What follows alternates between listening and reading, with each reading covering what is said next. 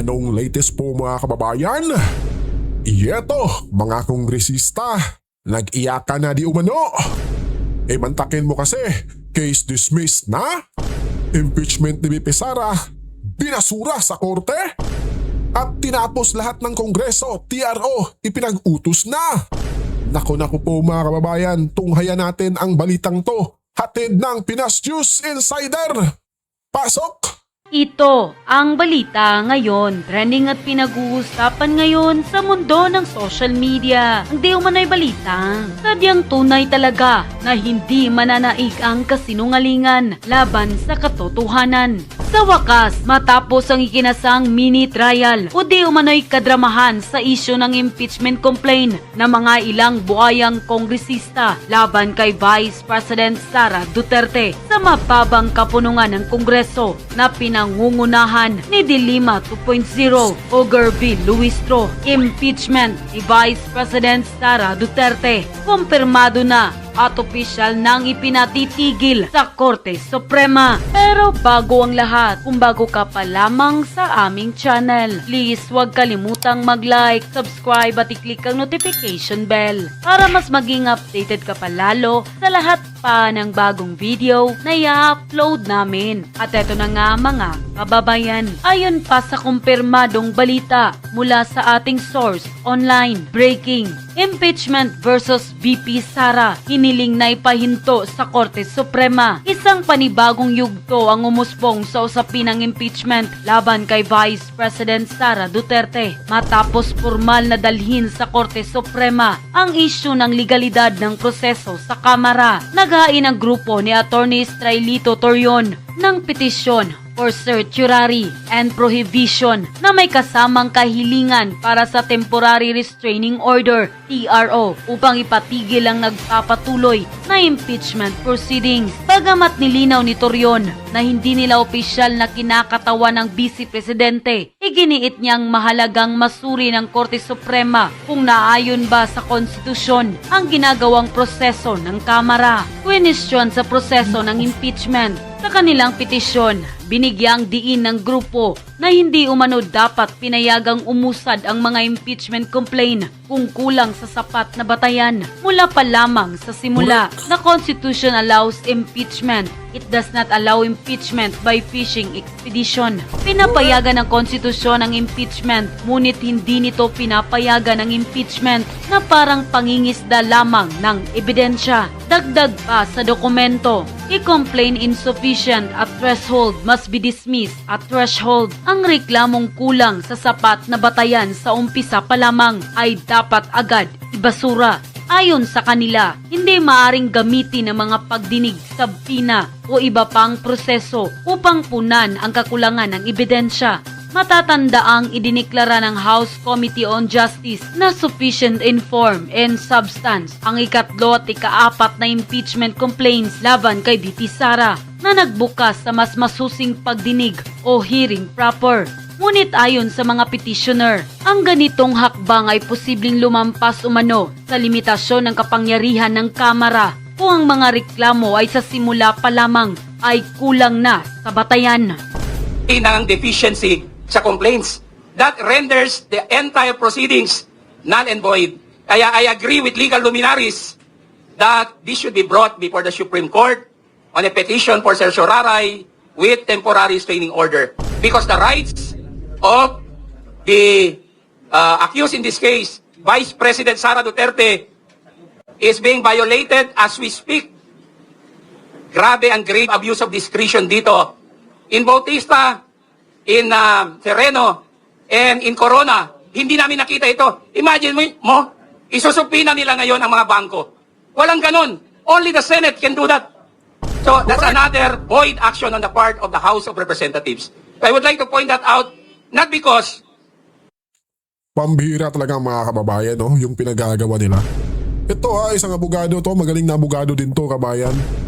Di ba? Hindi na masikmura yung pinagagawa nila. Di ba mga kabayan? Pambihira. Pero bago pa natin ipagpatuloy ito mga kababayan, gusto ko lang ipakita sa inyo kabayan yung pinagagawa ng taong to kay Tatay Digong during sa kanyang birthday kabayan. Tila ano to kabayan, no? DDH, Duterte haters to. Malamang, or isang bayaran na vlogger to kabayan. Di natin to kilala. Kilala nyo ba to? Kung sino to? Eto, panoorin natin kabayan ha.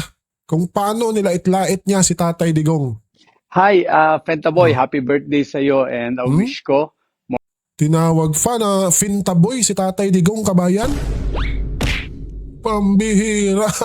Pambihira, no? more birthdays to come para maraming beses mo pang pagbabayaran lahat ng utang mo sa Pilipino.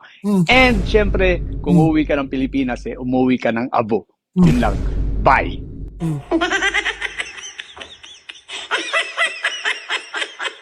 Di ba mga kababayan? Ha? Anong masasabi nyo kabayan sa taong to? Tila ba'y walang respeto kabayan, no? Si Tatay Digong nasa dahig na nga, di po ba? Tapos, birthday niya ngayon. Tapos, may pag-greetings pang nalalaman tong mamang to kabayan. Di ba? Pero yung greetings niya ay naku po. Sobrang panlalait pala kabayan. Ang bihira. Pero kabayan, alam naman natin na kung sino yung mahilig talaga manlait kay Tatay Digong ay siya pa yung nauna kabayan. Baka itong mamang to ang mauna pang maabo kay Tatay Digong kabayan. Di po ba? Pambihira. So that's another void action on the part of the House of Representatives. I would like to point that out, not because our dear Vice President ay malapit sa puso namin. We are duty-bound as citizens to protect the office of the Vice President, which is being violated ngayon ng House of Representatives who are more concerned with the impeachment than addressing the emergency economic situation that we are facing. Maraming salamat. Marami pong salamat, mga kababayan, sa ating members of the media and of course the social media. Very simple lang ang sasabihin ko rito. They've always been saying that impeachment is a political, endeavor, political process. Kaya the height of politics is present in the House of Representatives sa Committee on Justice. I mean, wala na tayong pag-uusapan. Doon pa lang sa determination of form and substance. Pinakita na nila yung politika. 54 versus 1. Oh, itong si Rufus Rodriguez, kunyari, dito, hindi niya alam kung saan siya kapapanig, sa kaliwa ba o sa kanan. Pero bumoto pa rin doon sa substance. Oh. So, dinadrama nila ang taong bayan. Alam naman natin kung saan hahantong ito lahat. In fact, gustong-gusto nila talaga na magkaroon ng trial sa Senate. Pero ito lahat palabas. Palabas lang ito. Tulad nitong pangit na chairman. Gusto niyang maging maganda sa mga media. Kaya panay press release niya sa mga mali-mali niyang sinasabi. Enhancing the political process to persuade the people in their favor. Kung gusto nila noon na 1/3 ay minamadali nila, bakit hindi na nila madaliin ngayon? Magboto na sila. Bakit pa nila gagamitin ang BP para sa kanilang sarswela? Alam naman natin, sarswela lahat ito. Wala silang ebidensya, mangangalap pa. You know, when you file a case, if it's a criminal or a civil, you file a case in a criminal doon sa fiscal, pagdating doon sa complaint mo, nakalatag na lahat na ebidensya. Hindi ka na pwedeng, tika-tika fiscal, isupina mo muna ito kasi wala kaming naka-attach ditong ebidensya sa sinasabi namin. Pwede ba yung ganun? Supina mo pa. The fiscal, which is akin. Sabi ni Jimmy, yung fiscal, kung anong trabaho ng fiscal, ganun din ang trabaho ng House Committee on Justice. They only determine probable cause. Pero if you're conducting a trial, you're already making a judgment. You're usurping the powers of the Senate. Di ba? Ano pang gagawin ng Senado kung pinrejudge mo na dito by making a mini trial, kunyari, pero actually, you're already making a full-blown trial under the guise of a mini trial. Well, the Constitution did not use the word try for the House of Representatives. It only says initiate. And initiate means to say, i-determine mo lang, tapos kung mayroon kayong prima facie or probable, magbutuhan sa plenary. If you get 1/3, then let the Senate decide and try the case. Ito, inuusig nyo na si Vice President using several stupid arguments from stupid people na hindi man lang mga abogado. Paano na ang taong bayan? Tapos, gumagas na sila, nagpupunta sa Bali, mag-birthday celebration, hindi natin alam yung mga under the table dyan. So, ito lahat po ay pamulitika. Kaya, baloney, yung House, talagang alam na natin ang ang kanilang boto. Mayroon dyan iba, kunyari, isang partido, isang ganito, kunyari, pahaging-pahaging pa. Sabi nga nung isang businessman na kausap ko, nagpapalapad lang ng papel yan para baka hindi pa nabigyan. So, ganito po lahat yan. Politika ang nagtulak nitong Committee on Justice. Gusto nilang gamitin for their propaganda, and they're hiring even dean of law schools to talk in their behalf to justify their sarsuela na mini trial. Mayroon isang bobo dyan na din na sinipa ng kanyang law school, daldal ng daldal, ang daming din na sinasabi. Katulad ito ng mga iba pang mga abogado dyan na alam naman natin mali yung sinasabi nila, but hindi natin alam kung anong nasa likod ng kanilang mga sinasabi. So, ang bottom line para sa akin, mga kababayan, I've been a member of the House. There were 3 impeachment process that I've gone through. First, yung kay Chief Justice Davide. Yung kay Chief Justice Davide, we achieved 1/3, pero hindi dinanggap ng Senado. Hindi in-endorse ni Speaker De Venecia. So, talagang pamulitika. Yung kay kay Bautista, pinatay na nila doon pa sa committee. Wala daw form, walang substance, pero na-overall ng plenary. So, ito lahat, it's politics. Kung may order ang speaker, may order ang majority floor leader, lahat yan, lahat yung mga miyembro dyan ng Committee on Justice. It's already been revealed by a Congressman Erice. It's been revealed by Toby Chanco na pamulitika lahat ito. Kaya, ito sa inyo, lahat dyan ng mga congressman. Ito sa lahat dyan ng mga congressman.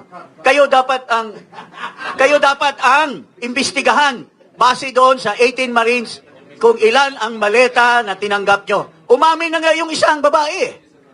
Umamin na nakatanggap siya ng maleta. Pero hindi niya sinabi kung magkano natanggap ng tatay niya. Yan po. This is purely political. Pero the people of this country is still hoping that the Senate will give justice to the impeachment process.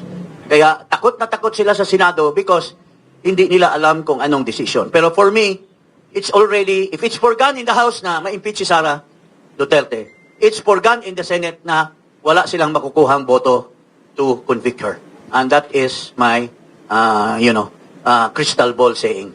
Okay? Thank you. With due apologies.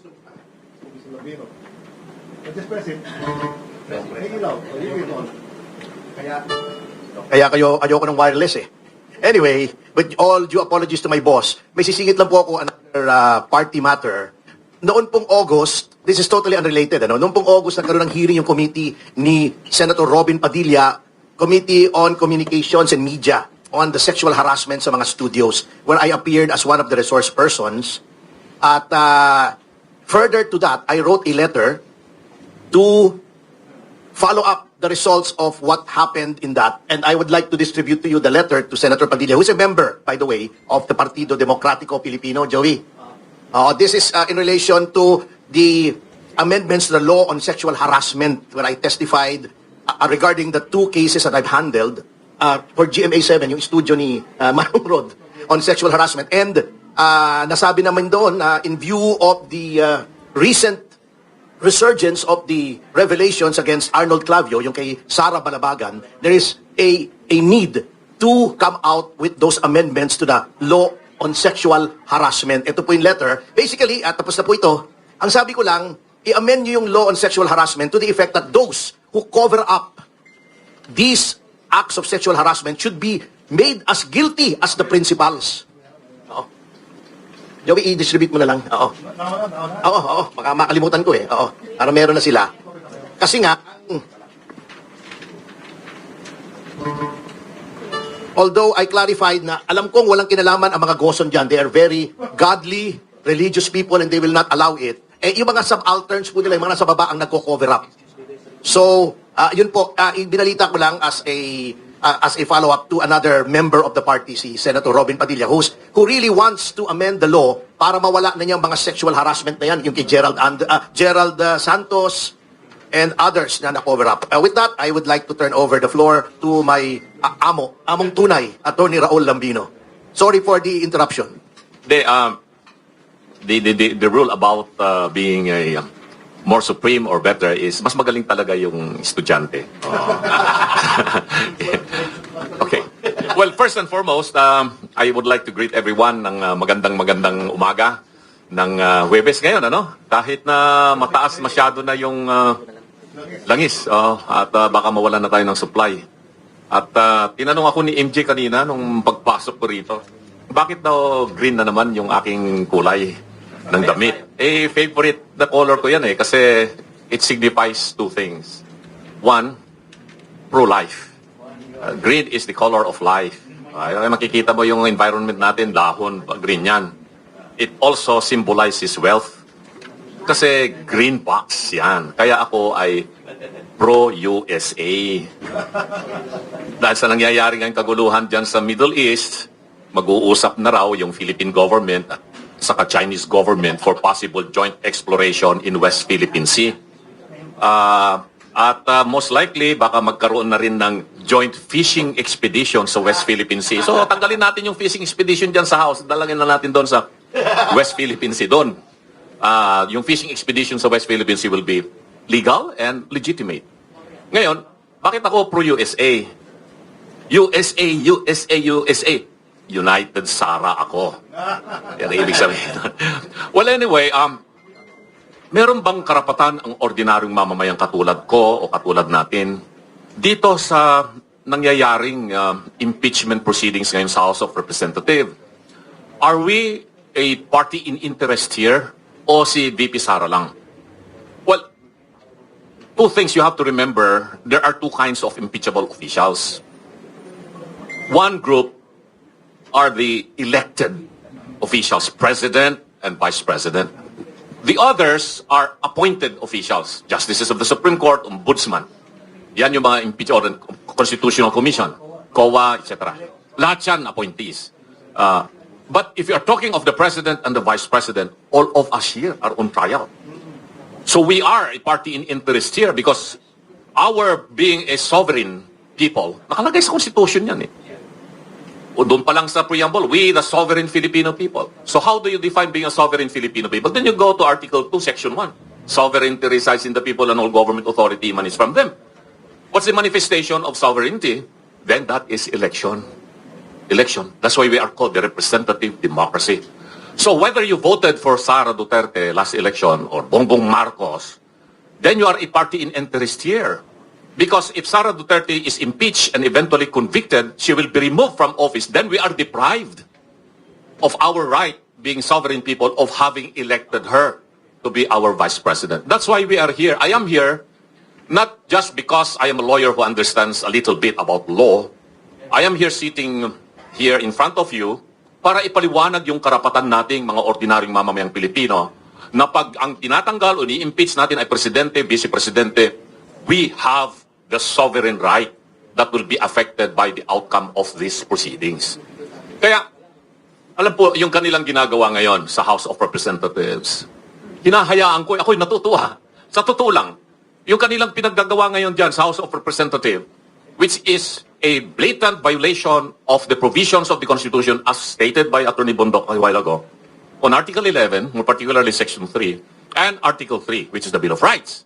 So meaning, we have a possible actionable suit that we can file before the Supreme Court for the House of Representatives abusing its authority, resulting into lack of jurisdiction of what they are doing and an unconstitutional act. So any one of us here can file the corresponding petition before the Supreme Court to question the actions of the House of Representatives. And we are a proper party in interest. Meron tayong personality to file the necessary action. I have been in Congress for so many years. I was there in 1987. I saw the impeachment of Erap there. I was involved in somehow. I was also involved in the impeachment of then Chief Justice Davide as consultant of the Office of the Speaker, give advice to the leaders of the House of what to do. Sumunod po dyan yung impeachment ni GMA. Ilang beses po yung may final dyan. Then the impeachment of Merceditas Gutierrez, impeachment of Andres Bautista, and Sereno. All these impeachment cases that were filed in the House, I was able to be part in whatever capacities. No? Ngayon, going back to the integrity of these impeachment proceedings, tama yung sinabi. Only the Senate has the sole power to try and decide cases of impeachment. When you say try or trial, there is no distinction of maxi trial or mini trial. Basta trial yan. Yung mini skirt lang yan. Magandang panupurin yan. Pero, there's no such thing as mini trial. Saan sila naka-invento ng ganon? Now, if they are going to, again, define what they are doing as, well, it is akin. Ayan, yung salita akin. Akin yan, akin. Okay. Similar to a preliminary investigation before the office of the prosecutor. Or maybe we can say inquest proceedings. Kasi kami mga trial lawyers, dinaanan namin yan. So summary lang talaga ang pinag-uusapan doon. Whether it's an inquest proceedings or preliminary investigation before the office of the prosecutor, then the only things to be considered by the prosecutor would be what? The complaint affidavits, and the affidavits of the witnesses if there are any, and the counter affidavit of the defendant or respondent, or the real pieces of evidence that have been recovered. And if these are sufficient, then they will file the corresponding information in court. Yun lang ang gagawin. Hindi pwedeng magkaroon ka ng tawagin ng piskal kung sino-sino yung mga wala naman silang participation that they have not filed any document in form of affidavit. Because that is fishing expedition na yon. Fishing expedition yon. Yung ginagawa nila ngayon, okay, dapat pagbasihan lamang nila. They have already determined yung substance is there. Compliant daw. So, compliant ba yung complaint? Compliant ba doon sa mga attached affidavits? Ngayon, kung meron silang clarificatory hearing, ang tawag ko dyan, hindi trial. They have to clarify those provisions or those allegations in the affidavits that were filed by those potential witnesses or by the complainants. Then they can conduct a hearing. Clarify nyo nga ito. What do you mean by this? That is clarificatory hearing. But if you are going to start issuing subpoena to people who are not mentioned in the complaint or who have not submitted any document or affidavit, that is violation already of the provision of the Constitution on trial. Trial na kasi yan eh. No, sabihin mong mini trial, ano mini trial? Pagkakaiba ba yan sa maxi trial or trial? Pareho lang na trial yan. And remember, any incidents or any other action related to trial, which is the sole power of the Senate, and if this is undertaken by the House of Representatives, it is unconstitutional. It is just not unconstitutional, it's also done with grave abuse of discretion amounting to lack of jurisdiction. Nung binasa ko yung answer ad cotellam ni VP Sara, I was so proud of her lawyers. Magaling sila. They know what they are doing. They know their law. They have to answer it, but it's ad cotellam, meaning to say as a precautionary measure without waiving the right to object on anything related to the unconstitutionality of the complaints or the proceedings that will take place in the House. So ngayon, ang ginagawa nitong Committee on Justice, insisting of issuing subpoenas. Meron silang sinabpina pa ng abogado. No? These are all violation. These are all violation of the sole power of the Senate in a trial. No, hindi naman na ito kasi committee hearing lamang ng in order to what do you call that, pass a law. No, not anymore. This is a hearing not in aid of legislation but a committee hearing to determine if there is not just a mere probable cause, but if there are evidence that would warrant the findings of the Committee on Justice to go up to the plenary and for the plenary to decide and then transmit the matter to the Senate. Ganun lang kasimple yung impeachment proceedings. They are trying to complicate things in a way, katulad sinabi ni Attorney Parasin, ni Congressman Jing, because sabi nila, Sarsuela ito. Sabi ni Attorney Topacio, kangaroo court. No, don't use kangaroo court. That's going to be an insult with a beautiful kangaroo. I love kangaroo. I've been to Australia many times and they're so beautiful. So don't compare the Committee on Justice as a kangaroo court. It's an insult to the kangaroo. Or even they say sinabi, muro-muro lang. No. Don't use again that muro. It's an insult to our Muslim brothers and sisters. No? Hindi pwede. No? Ang ginagawa nila doon sa House of Representatives, purely politika. They would want to put the Vice President in a bad light in the eyes of the public because she is the most trusted, popular public official of the land now, despite all their efforts to destroy her for the past 2 years. Hindi nila mapababa yan ang kanyang trust rating. And, if you read the decisions of the Supreme Court, the 2025 decision, the motion for reconsideration of 2026, klaro, sinabi ng Supreme Court, this impeachment is not only political, it is also legal process. And when you talk of legal process, the main basis of looking at the legality or illegality of the proceeding is what the Constitution provides, because the Constitution is the supreme law of the land, it is the fundamental law of the land, so anything that is contrary to Article 11 in relation to the Bill of Rights is unconstitutional, therefore it is illegal. And what they are doing right now, it is illegal. May nagtanong din sa akin, paano yung sabpina, pag pinadalhan ka ng sabpina ng Committee on Justice? If they are not going to, if the one that is being addressed to would not attend, can he or she be cited for contempt? Well, for sure gagawin nila yun. Iko-contempt nila yun. Mapapa-aresto pa nila. But would that be a legal action of the House? No.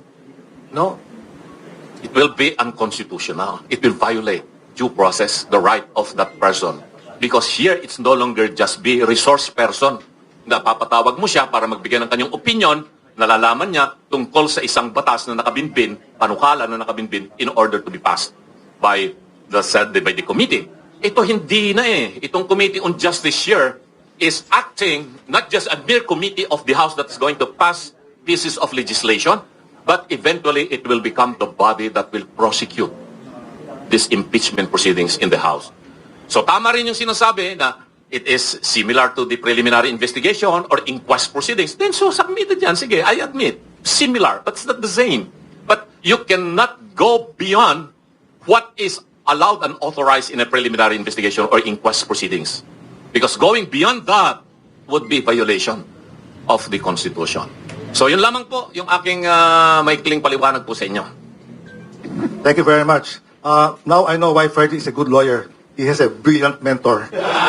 And I'm glad, and I'm also glad, Freddie, that you have this press conference because, in my opinion, this is the best press conference na nilinaw kung ganong kalabo ang ginagawa ng Congress. Maraming salamat. Okay, as your moderator, let me first ask 2 questions before I call the media. Number 1, how long will this, well, I don't want to use the more, how long will this committee last in the lower house? And how much is it costing us, taxpayers? May gastos yan di ba? Hindi ba okay. I'll answer that. Well, as far as the timeline, depende na yun sa gusto nilang ma-obtain Depende na yun kung gaano gusto nilang kahaba. But insofar as the costs, if they are going to continue doing this, it could go beyond 125 million. Mas malaki kaysa sa doon sa kanilang gustong palabasin na confidential fund. For sure. We are spending millions here of taxpayers' money of those, anong tawag mo doon? Stupid? Okay. So, yun ang mangyayari dyan. My second question is this. Is it possible na hindi aabot to sa Senate for lack of merit?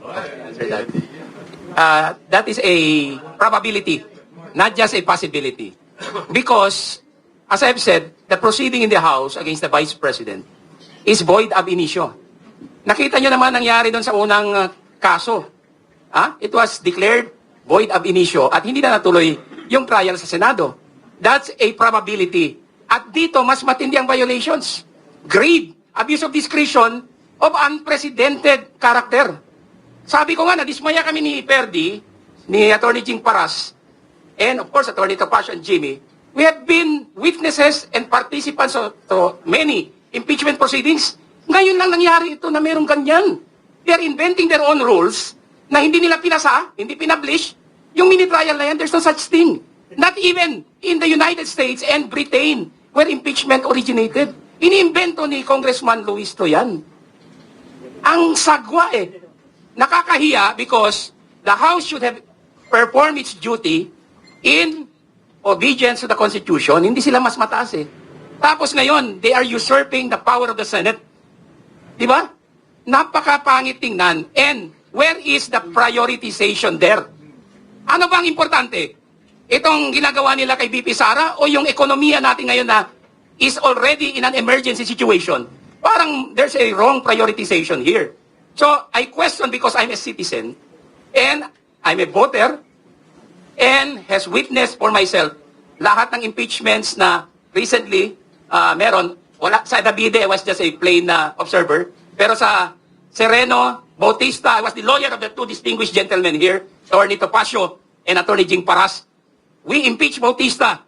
Kahit na nung umpisa, nag-violate din yung House Committee on Justice sa kanilang rules and the Constitution.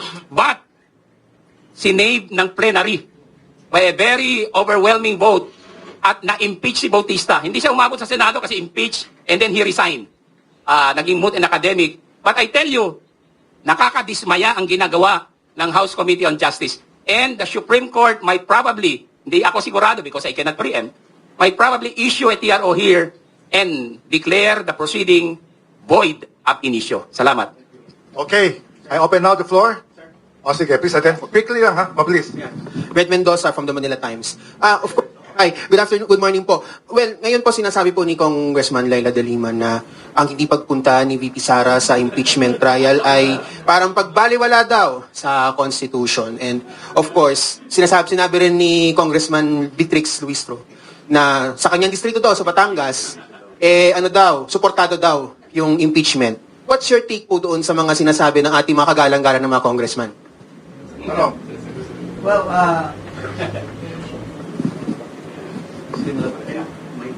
hello? Okay, go ahead. Yeah, with due respect, no? Kasi I'm also a member of Congress, but during our time, respectable po kami. And honorable. Wala po kaming mga maleta noon. Ano lang. Envelope. Sobre lang. But no, to answer that, walang basihan yon. Kasi unang-una, wala namang eleksyon. So paano niya ma-test yung support ng kanyang taong bayan? Pero if you base it on the survey ng Pulse Asia, even in Luzon, napakataas ang trust rating ni Vice President. So it's her word against a very official and legitimate survey. So, pangalawa po, sinasabi natin na itong sinasabi ng mga congressmen is purely political. Why? I can vouch for it in the sense that nag-file po kami ng impeachment. Nag-file ang bayan muna, nag-file yung sinasabi naming hash-hash na impeachment. Pero yung rules na pinairal nila against Marcos is entirely different than the rules that they're imposing on the impeachment of VP Sara. Doon pa lang, politika na ang umiiral.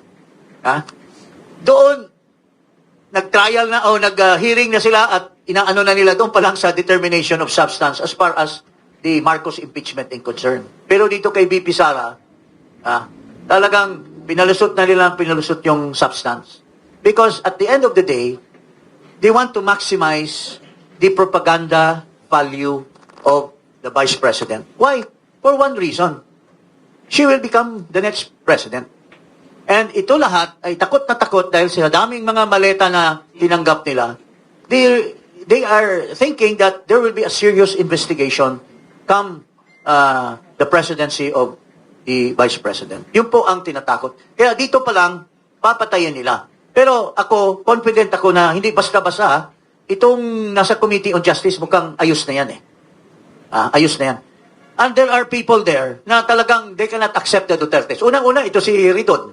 Bakit siya is in the forefront of all this? For vengeance. Kasi pahiyang-pahiya yung kumag na yan dahil sa sinipa siya ni Duterte for being a stupid and irresponsible head of an office. Can you imagine he was traveling every month, on the basis daw na mayroon siyang doon? Nagsasaksya siyang ng pera pero yung kanyang liderato ay urban poor. So, ginagastos niya yung pera para sa urban poor. Kaya, outright, sinipa siya ni President Duterte. So, hindi niya matanggap yon. Kaya, gusto niyang bumawi to the extent na magpapasupina siya ng mga records ng mga bangko at saka mga lawyers firm. Sinita na nga siya ni Congressman Rodriguez na mali-mali yon. There is a client lawyer's privilege. So, hindi ko alam kung nakakahiya naman sa UP College of Law, nanggaling pa ito doon. Now, with due respect, kaibigan ko ito, pero nag-iiba ang ihip ng hangin. Ito si Redon, it's all vengeance. Si De Lima, vengeance din yan kasi biniblame niya si Fredito Pasio nung sa BACC at si Bit Aguirre na nag-file sa kanya ng kaso. Which was, kung hindi lang nagbago ang administration, baka nasa kulungan pa yung magandang Laila Junil de Dayan na babae.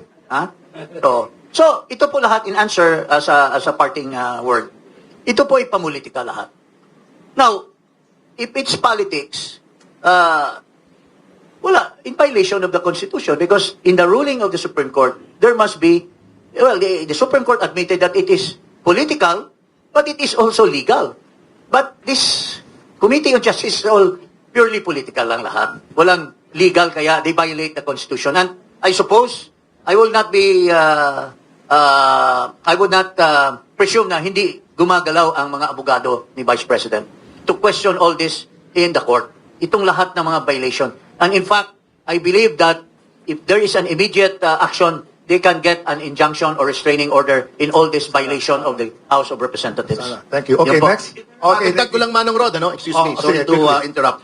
Dagdag ko lang, that is another example of the hypocrisy of these people. Si Laila de Lima, noong inimbestigahan yan sa bilibid drug trade, hindi rin siya pumunta She exercised her prerogative not to be present during the hearings. Bago sasabihin ngayon ni de Lima na it should be taken against the Vice President. Kanyang ka-hipokrito itong mga taong ito. Doon sa hearing, doon lumabas yung, Committee on Justice din yun Di ba? Ewan ko kung may ibang committee roon na parang on dangerous drugs yata, I don't know. Pero doon lahat lumabas yung aligasyon. Hindi siya pumunta. She did not rebut yung sinasabi na nagsusubuan sila ng saba ni Dayan. Ba't hindi siya pumunta roon? Sinabi niya, hindi saba, latundan. Ibig sabihin, just to underscore the fact na hindi niya ginagamit yung sinasabi niya sa sarili niya. Hindi siya pumunta roon. And the committee respected that. Na hindi siya pumunta. Wala naman sinabi laban sa kanya. Hindi rin pumunta yung mga abogado niya. Bakit yun? Sinasabi niya, pag hindi ka pumunta against the Constitution, hindi ba? Ang hearings in aid of legislation na nasa Constitution din?